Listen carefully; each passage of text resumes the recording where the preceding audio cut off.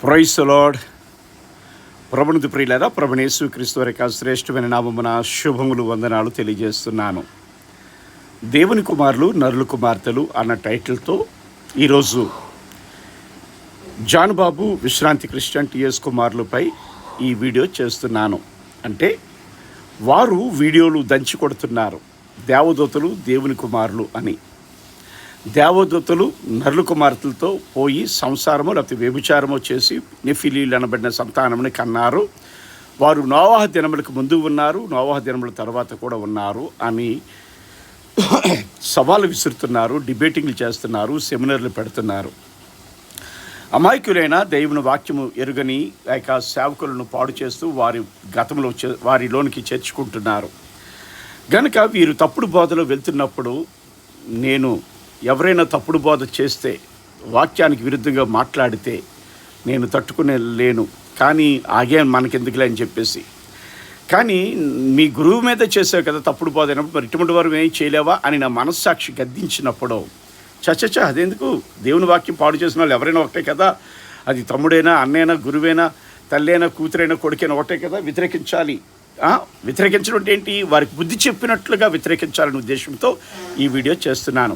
కొత్త వారైతే సబ్స్క్రైబ్ చేయండి, పాతవారైతే అనేకులకి షేర్ చేయండి. ఏంటండి, దేవదూతలు దేవుని కుమారులు కాలేరు అన్నది నా యొక్క టైటిల్, నా అంశం. దేవుని కుమారులు అంటే దేవదూతలు దేవుని కుమారులు కాలేరు. దేవదూతలు నరుల కుమార్తెలు పెండ్లి చేసుకొనలేదు. దేవదూతలకి ఆత్మ సంబంధమైన శరీరము లేదు. ఏంటంటే 3, దేవదూతలు దేవుని కుమారులు కాలేరు మొదటిది. 2, నా డిక్లరేషన్.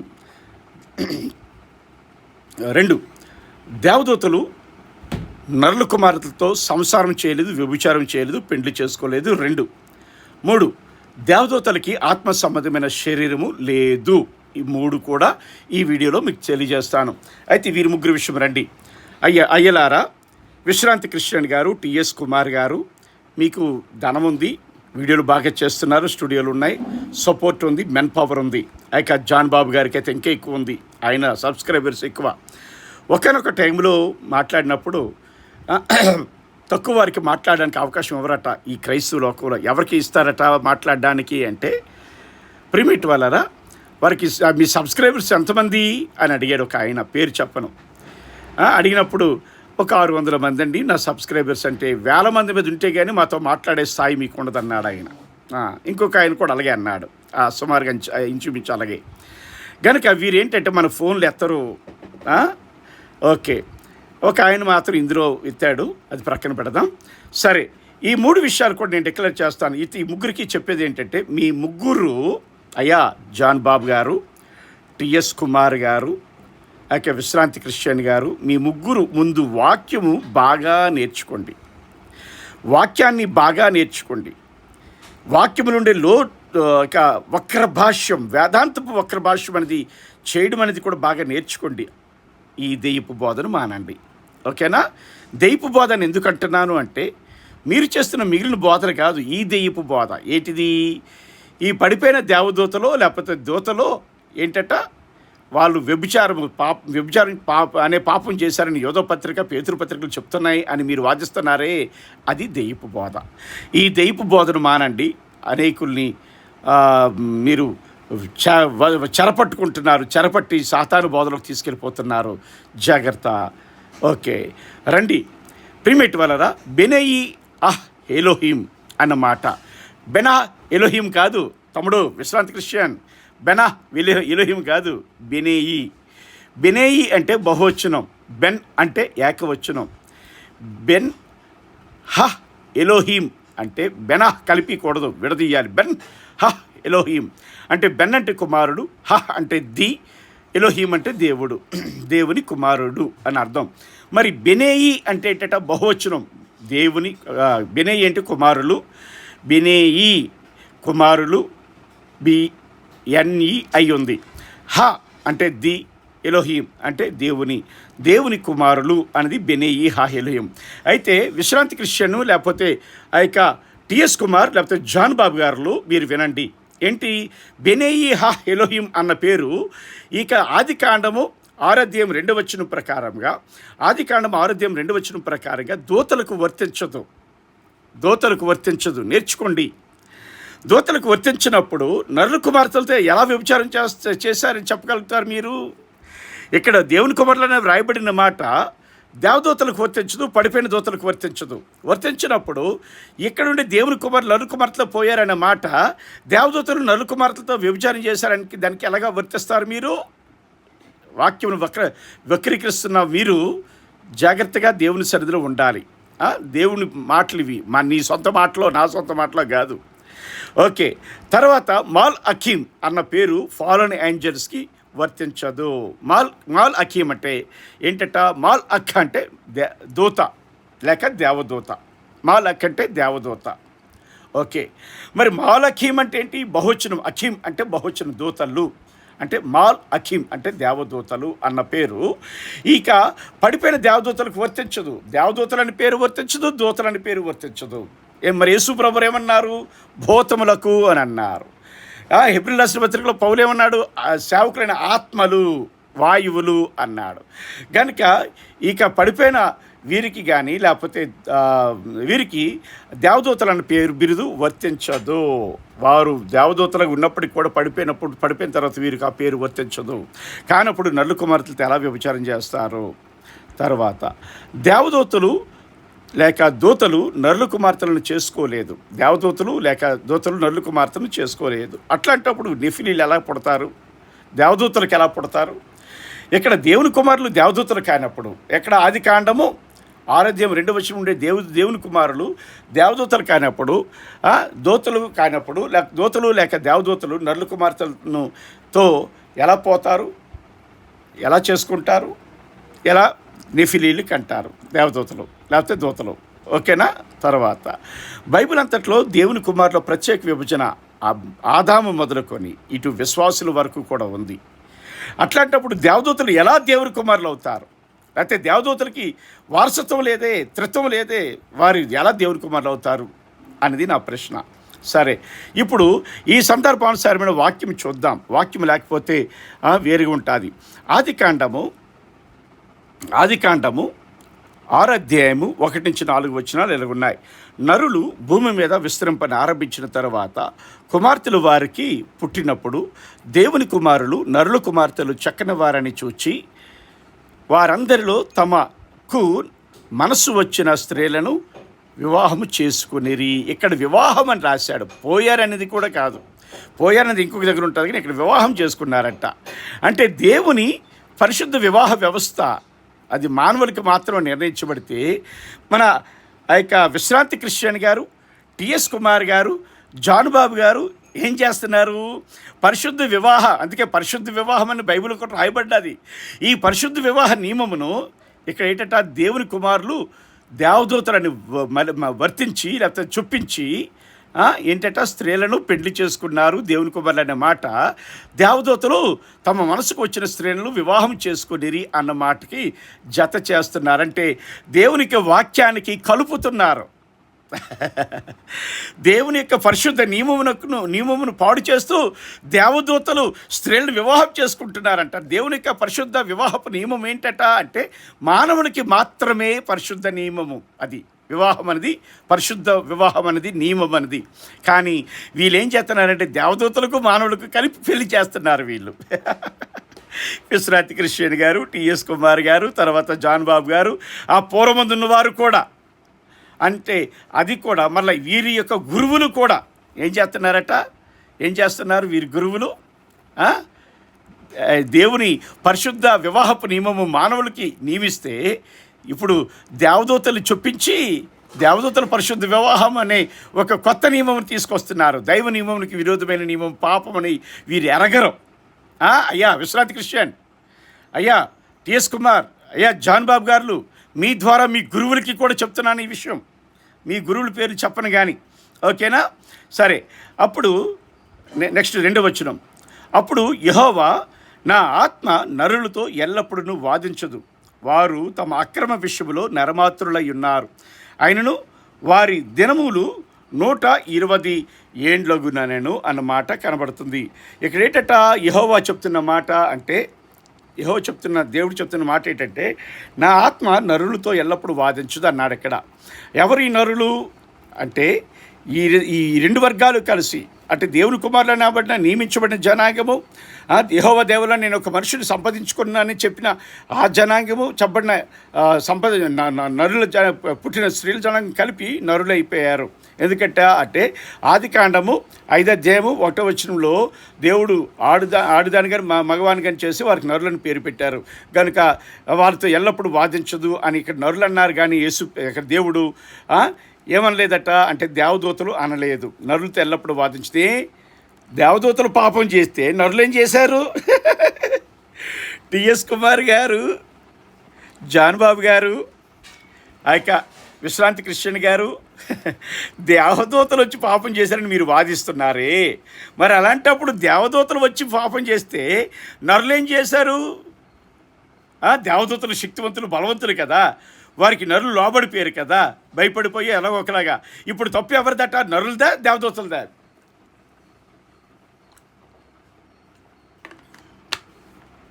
దేవదూతలకి తప్పు. దేవదూతలు వచ్చి తమ మనసుకు నచ్చిన నరుల కుమార్తెలు పెళ్లి చేసుకున్నారు కదా. మీ భావన ప్రకారంగా, మా భావన అయితే దేవదూతలు కాదు, దేవుని కుమారులు, షేతు మనుషులు మా భావన. కనుక ఒకవేళ మీ భావన ప్రకారంగా దేవదూతలు వచ్చి పెళ్లి చేసుకున్నారు కనుక ఈ తప్పు ఎవరిదట అంటే దేవదూతలది. కానీ అప్పుడు దేవుడు ఏమన్నారట? యెహోవా నా ఆత్మ దూతలతో ఎల్లప్పుడూ వాదించదు అని అనొచ్చు కదా దేవుడు. ఎందుకంటే దేవతలు ఆయన సముఖంలో ఉంటారు కదా. కానీ నరులతో ఎల్లప్పుడూ వాదించదు, వారు తమ అక్రమ విషయంలో నరమాత్రులై ఉన్నారు అని మాట అన్నారే.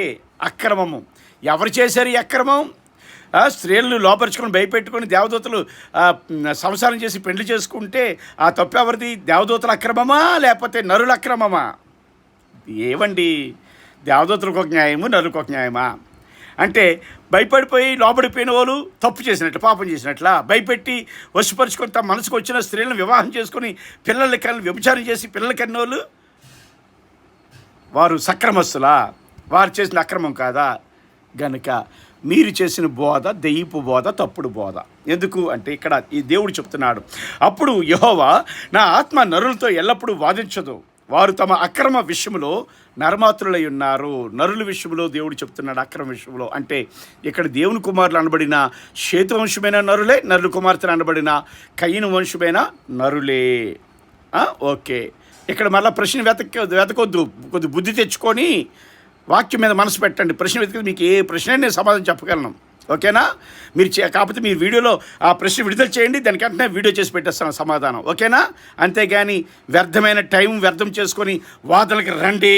ఏంటి వాదన?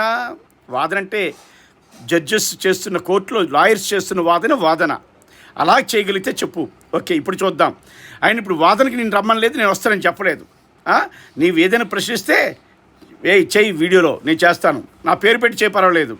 సరే, అప్పుడు యెహోవా నా ఆత్మ నరులతో ఎల్లప్పుడూ వాదించదు, వారు తమ అక్రమ విషయంలో, అంటే నరులతో వాదించదు, వారు ఎవరు? నరులు తమ అక్రమ విషయంలో నరమాతులై ఉన్నారని చెప్పాడు తప్ప దేవదూతల అక్రమం ఇక్కడ చెప్పలేదు. ఎందుకంటే అక్కడ ఉపయోగించబడిన వారు దేవదూతలు కారు కనుక.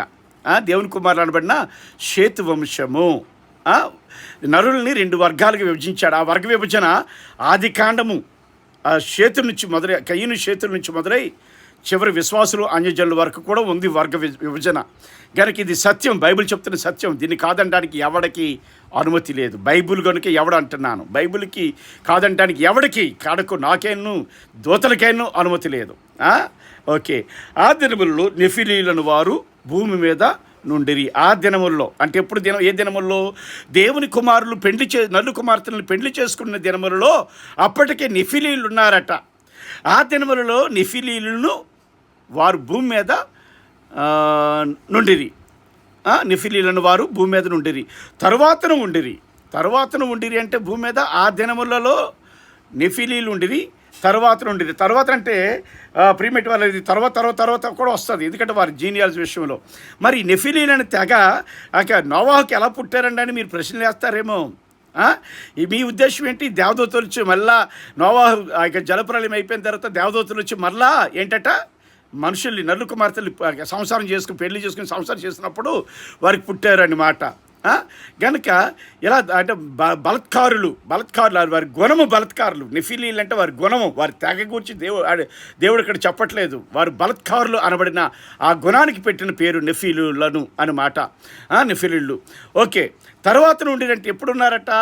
అది నోవాహు జలప్రళయం తర్వాతకి వర్తిస్తుంది.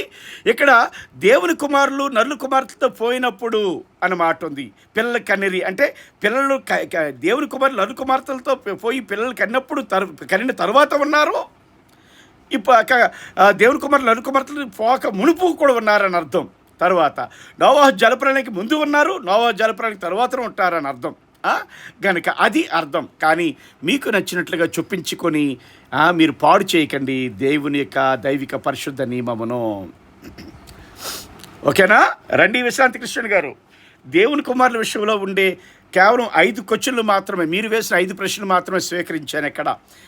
ఇంకా నల్లు కుమార్తెల విషయంలో మీరు ప్రశ్నలు వేశారు, నెఫిలీల విషయంలో మీరు ప్రశ్నలు వేశారు, దేవదూతల విషయంలో ప్రశ్నలు వేశారు.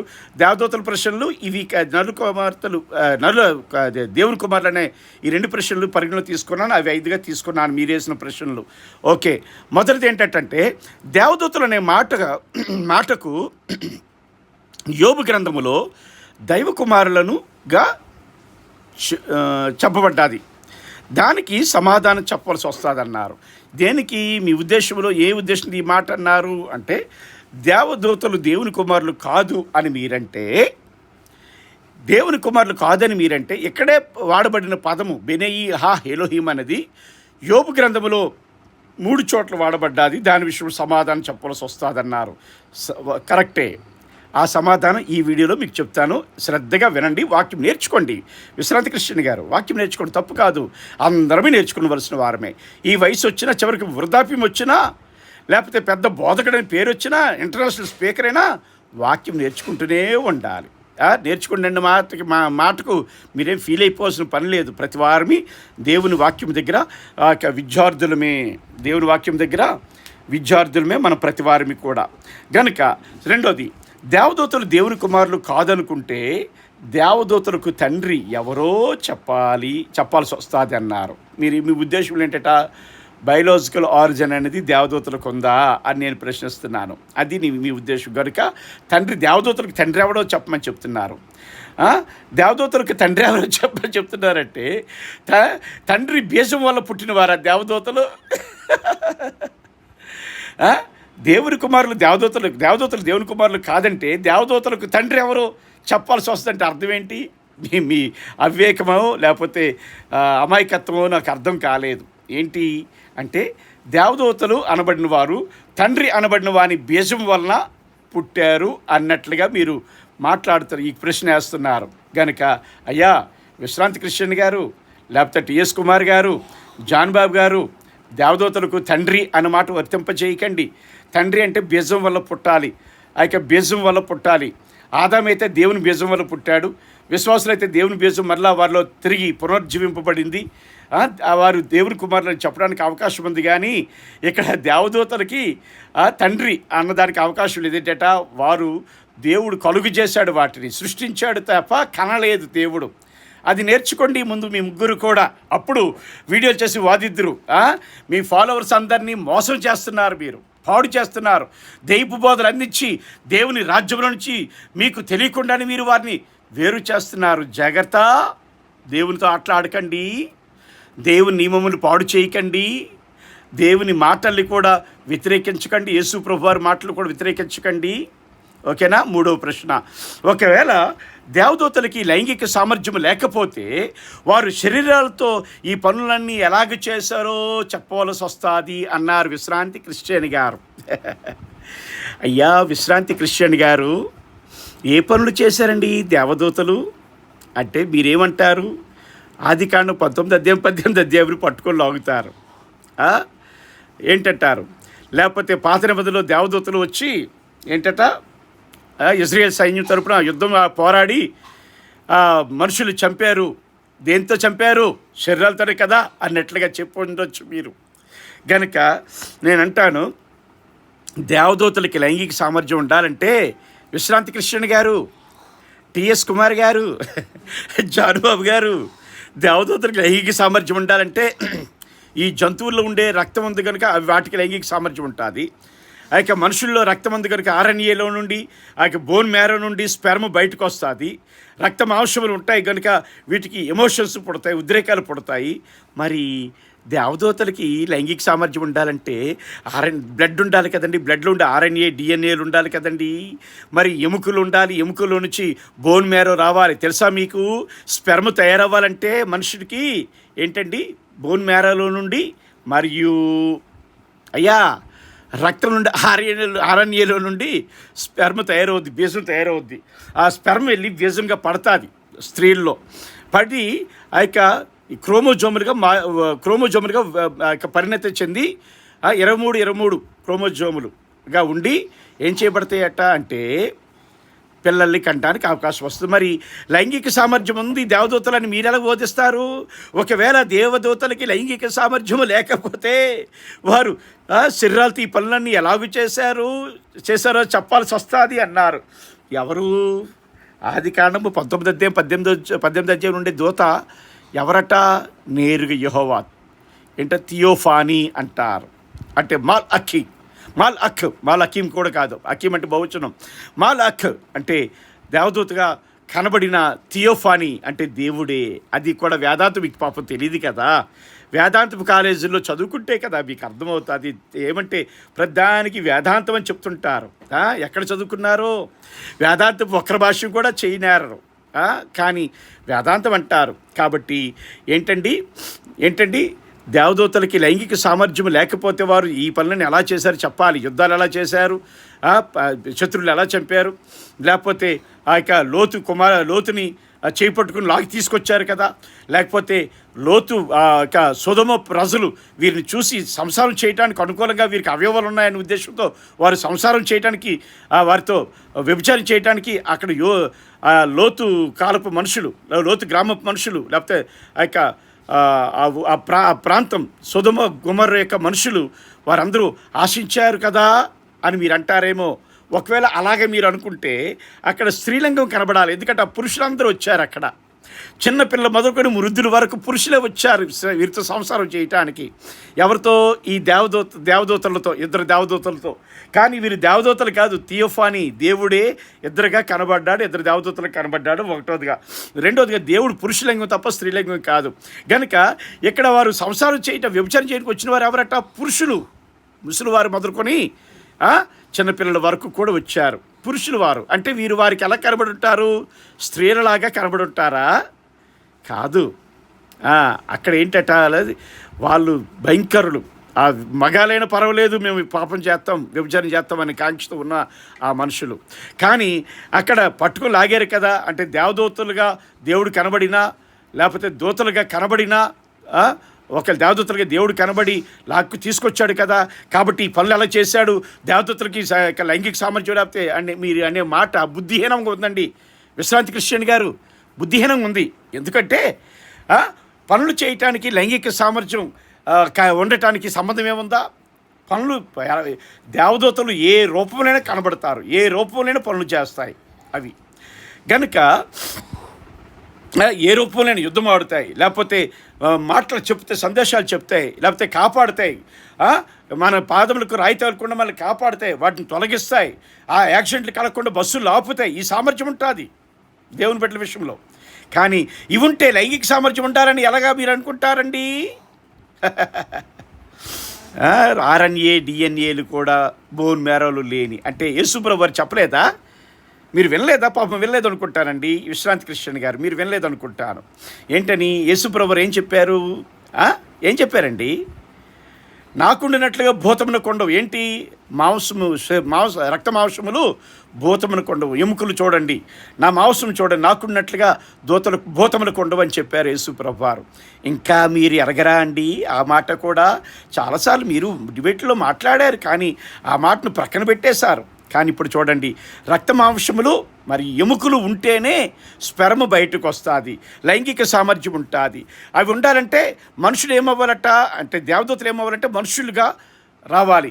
మనుషులుగా వస్తే అంటే యేసుక్రీస్తు అంతటి దేవుడికే లోకాన్ని రక్షించడానికి ఆ, మనుషుడిగా పుట్టి నవమాసాల తల్లి గర్భము నుండి ఈ లోకానికి బయటకు వచ్చి ఎదిగి 33.5 సంవత్సరాలు జీవించి ఆయన ప్రాణం పెట్టవలసి వస్తే ఇప్పుడు దేవదూతలు వచ్చి తప్పని మనుషుల శరీరం ధరించుకుంటారా? మనుషుల ఆకారంలోకి వచ్చేస్తారా? దేవుని దైవిక నియమముని పాడు చేస్తున్నారు మీరు. ఏమనుకోకండి, బాధపడకండి. పాపం మీకు తెలియక అలాగే మాట్లాడుతున్నారు తప్ప తెలిస్తే మాట్లాడతారా ఏంటండి? గనుక యేసుప్రభు వారు చెప్పారు. యేసుప్రభు వారు చెప్పడమే కాదు, మనుషుడిగా కావాలంటే మనుషుడిగా పుట్టి ఆర్ఎన్ఏ డిఎన్ఏ బోన్ మ్యారో ఎముకలు వీటితో ఆయన మరణించి పెరిగి మరణించి తిరిగి లేచి మరలా అవే ఎముకల్ని అదే మాంసమని మరలా ఆ యొక్క విశ్వాసులకు తడివింపచేసి నిరూపించుకున్నారు. అంటే నాకుండినట్లుగా భూతములు కొండవని. మరి ఇది మీరు అంతగా పరిగణలో తీసుకోరేంటండి? మీరు అనుకునే బోధకు అనుకోనగా లేదనా పాపం? సరే, నాలుగోది చూద్దాం. కొరింథీయులకు రాసిన మొదటి పత్రిక 15:44 ఆత్మ సంబంధమైన శరీరాలు ఉన్నాయి. ఆత్మ సంబంధమైన దేవదూతలు భౌతిక ఆహారాలు ఎలా తిన్నారో చెప్పాల్సి వస్తుంది అన్నారు. ఏమండి విశ్రాంతి కృష్ణ గారు, ఆత్మ సంబంధమైన శరీరాలు దేవదూతలకు ఉంటాయా? ఎక్కడుందండి? కొరింథీయులకు రాసిన మొదటి పత్రిక 15:44 ప్రకృతిగా అంటే ప్రకృతిలో నుంచి వచ్చిన శరీరాలే పునరుద్ధానం తర్వాత మహిమపరచబడతాయి, ఆత్మ సంబంధంగా మలచబడతాయి. మరి దేవదూతలకి ప్రకృతి సంబంధ శరీరాలు లేవు కదండి. ఎలాగా మరి? వారు దేవదూతలు చనిపోలేదు కదండి, దేవదూతలకి చావు లేదు కదండి. చావులేని దేవదూతలకు ఆత్మ సంబంధమైన శరీరాలుగా ఎలాగ పునరుద్ధీకరించబడతాయి వారి శరీరాలు? పాపం ఇది కూడా తెలియదండి మీకు. టిఎస్ కుమార్ గారు సవాలు విసురుతున్నారే. మీకు డబ్బు ఉందని లేకపోతే ఆసక్తి ఉంది అనేది కాదు. ఆసక్తి మనల్ని మోక్షాన్ని నడిపించదండి. ఆత్మీయత, సరైన వాక్యబోధ మాత్రమే మనల్ని మోక్షాన్ని నడిపిస్తుంది. సరైన వాక్యబోధ లేకపోతే అనేకుల్ని నరకానికి తీసుకెళ్తారు. మీరు కూడా నరకానికి వెళ్తారు. జాన్ బాబు గారు విన్నారా? వీరిద్దరికే కాదండి, మీకే కాదండి, మీ ముగ్గురికే కాదండి, మీ గురువుగారులకి కూడా ఈ నా ప్రశ్నలు.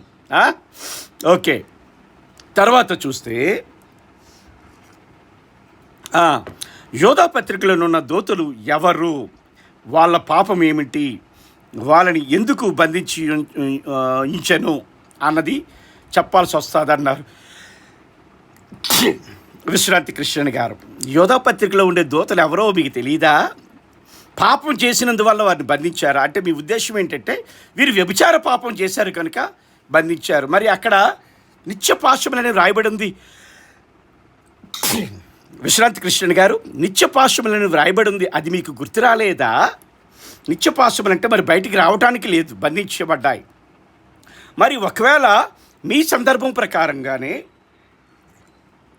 ఆదికాండము 6:2 ఉండేటువంటి దేవుని కుమారులు దూతలని మీరు అనుకుంటున్న తప్పుడు అవగాహన ప్రకారంగా అయితే, అదే కరెక్ట్ అయితే, అప్పుడే దేవుడు నిత్యపాశములతో దూతలు బంధించిస్తే మరి నెఫిలీలు ముందు ఉన్నారు, నోవా జలప్రాణం తరువాత కూడా ఉన్నారు కనుక తరువాత కూడా దేవదూతలు వచ్చి సంసారం చేసి పిల్లలు కన్నారు, నెఫిలీలు కన్నారు అని చెప్తారా? ఎలా చెప్తారండి? ముందు మీరన్నట్లుగా దేవదూతలు దేవుని కుమారులు నల్లు కుమార్తెలు పోయి వ్యభిచారం చేసి నెఫిలు కన్నప్పుడు దేవుడు నిత్య పాశములతో, అంటే మరి బయటికి రాలేనట్లుగా నిత్య పాశములతో వారిని బంధించినప్పుడు, ఏమండి, నిత్య పాశములతో బంధించినప్పుడు ఏంటండి? నిత్య పాశములతో బంధించిన మరలా వారు ఎలాగొచ్చి నోవా జలప్రలయం తర్వాత మరలా పాశములు తెంపుకొని వచ్చి హీరోలాగా తెంపుకొని వచ్చి నోవా జలప్రలయం తర్వాత కూడా మరలా మనుషులతో పాపం చేశారా? జాన్ బాబు గారు చెప్పండి సార్. ఈ నెఫిలీల విషయంలో టిఎస్ కుమార్ ఎంత రెచ్చిపోతాడో తెలియదు. టిఎస్ కుమార్ గారు చెప్పండి. విశ్రాంతి కృష్ణ గారు చెప్పండి. యోధా పత్రికలో ఉన్న దూతలు ఎవరు, వాళ్ళు పాపం ఏంటి, వాళ్ళు ఎందుకు బంధించబడించని మాట ప్రశ్నిస్తున్నారే. వారు నిత్యపాశములతో బంధించబడ్డారనేది మీకు ఎరగరా? దాన్ని గుర్తు చేసుకోరా? దాన్ని చదవరా? అంటే నిత్యపాశం అంటే మరి అన్నడు బయటికి రాకున్నట్లుగా. అంటే అక్కడ దేవదూతలను రాయబడింది, దూతలను రాయబడలేదు. అది కూడా కరెక్షన్, మీ మాటలో కరెక్షన్. దేవదూతలు అని రాయబడ్డది, కానీ దూతలు రాయబడలేదు. అక్కడ మాల్ అఖీమ్ అని మాట హిబులో రాయబడ్డది, స్పిరిట్స్ అని రాయబడలేదు. అయితే వాళ్ళు వేరే, పడిపోయిన దేవదూతలు వేరే అన్నది కూడా మీకు తెలియదు పాపం.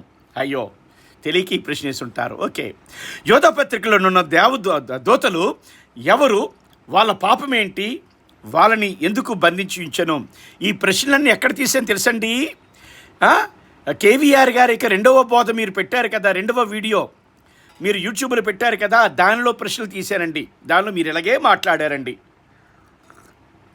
ఆ వీడియోలు పెట్టడానికి ప్రయత్నిస్తాను, పెట్టడం వీలవ్వకపోతే ఇదే మాట్లాడండి. మీకు కేవీఆర్ రెండో మీరు డిబేట్ చేశారు కదా, కేవీఆర్ పారిపోయాడని చెప్పారు కదా, మీకు పాపం మీరు ఒకటి అర్థం చేసుకోవట్లేదు. మీరు పాపం కేవీఆర్ గారిని అర్థం చేసుకోలేని కేవీఆర్ గారా, సారీ విజయ్ కుమార్ గారు సారీ వికేఆర్ గారు వికేఆర్ గారిని విషయంలో మీరు డిబేట్ చేశారు కదా, ఆ వికేఆర్ గారి డిబేట్లో వచ్చిన ప్రశ్నలు అండి ఇవి, మీ నోటితో వచ్చిన ప్రశ్నలు ఇవి. కనుక వికేఆర్ గారిని మీరు అర్థం చేసుకోలేదండి పాపం. వికేఆర్ గారు మీకు సపోర్ట్గా మాట్లాడారండి చాలాసార్లు. అవసరమైతే ఆ వీడియోలు చూసి క్లిప్లు కట్ చేసి పంపిస్తానులేండి మీకు. విశ్రాంతి కృష్ణ గారు మీ బోధ మేము తప్పట్లేదు, మీతో ఏకీపిస్తున్నాం అని మాట కూడా అన్నారు, అది కూడా పాపం మీరు పరిగణలో తీసుకోలేదు. ఆయన్ని దూషించి పడేశారు వీడియోలో. మీకు ఎంత అవకాశం ఇచ్చారో మిగిలిన వారికంటే అది కూడా మీరు పరిగణలో తీసుకోలేదు. వికేఆర్ గారు పాపం ఇంకొక పాస్టర్ గారు ఎవరో, ఆయన మీసాలు గడ్డాలు ఉన్నాయి, ఆ పాస్టర్ గారు చాలా చక్కగా చెప్తున్నారు. ఆ పాస్టర్ గారిని కించపరిచి అంటే ఇది దేవుని కుమారులు దేవదూతలు కారు అనే ప్రతి ఒక్కరిని కూడా కించపరిచినట్లు మాట్లాడి వాళ్ళ ప్రక్కన పెట్టడానికి ప్రయత్నించి మీకు అవకాశం ఇచ్చారే, అది కూడా పాపం మీరు గుర్తెరగలేదు. వికేఆర్ గారు మీ పక్షవాది కాడు అనుకొని తెగ దూషిస్తున్నారు మీరు వీడియోల్లో. తర్వాత రెండో వీడియో మీరు పెట్టారు కదా, దాని చివరిలో వికేఆర్ గారు ఏమన్నారు తెలుసండి, మేము విన్న బోధ తప్పుడు బోధ సరైనది కాదనే కదా మేము ఇక్కడ కూర్చున్నాం నేర్చుకోవటానికి అన్నారు. అంటే అర్థం ఏంటి, వాళ్ళ వాదన తప్పు, మీ వాదన కరెక్ట్ అన్నట్లుగా ఓటేస్తున్నారు కదండి. అది కూడా మీరు అర్థం చేసుకో. పాపం చిన్నవారి వయసులో అర్థం చేసుకోకుండా మీరు వికేఆర్ గారిని వైరల్ చేస్తూ ఉన్నారు. పాపం ఆయన మీకేసేనండి. మీరు అలా వైరల్ చేయడం వల్ల విభేదించి ఇప్పుడు ఆయన వాళ్ళ గురువు గారు చేసిన బోధలోనే నిలబడడానికి ప్రయత్నిస్తున్నారండి. అందుకే ఎవరు ప్రత్యర్థులు లేకుండా వన్నెస్ అనేది పెట్టారండి. గనుక అయ్యా విశ్రాంతి కృష్ణ గారు కొద్దిగా వాక్యాన్ని అర్థం చేసుకుని ప్రయత్నించండి, మనుషులు అర్థం చేసుకోవడానికి ప్రయత్నించండి. ఓకేనా? అయితే నా మొదటి భాగంగా మీ ప్రశ్నలు వర్ణించాను. ఇది నా వీడియోలో మొదటి భాగం మీకు. ఇప్పుడు రెండవ భాగం చేయబోతున్నాను.